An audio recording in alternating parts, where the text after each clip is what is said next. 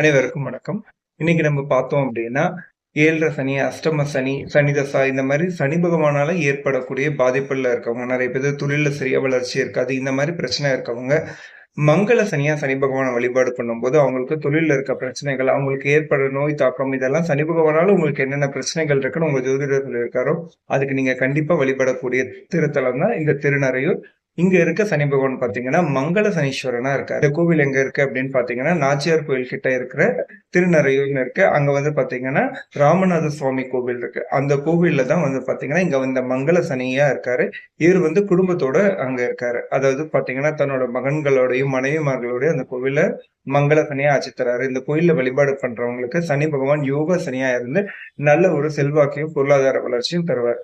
கண்டிப்பா 7 சனி, அஷ்டம சனி இருக்கவங்களும், அதே மாரி பார்த்தீங்கன்னா, சனி தசா நடக்கிறவங்களும், உங்களுக்கு சனி பாதகத்துல இருக்கவங்களும் இந்த கோவிலுக்கு போய் வழிபாடு பண்ணும்போது, உங்களுக்கு ஒரு நல்ல சேஞ்சஸ் தெரியும். வாழ்க்கையில ஒரு முன்னேற்றங்கள் வருங்க. மிக்க நன்றி. வணக்கம்.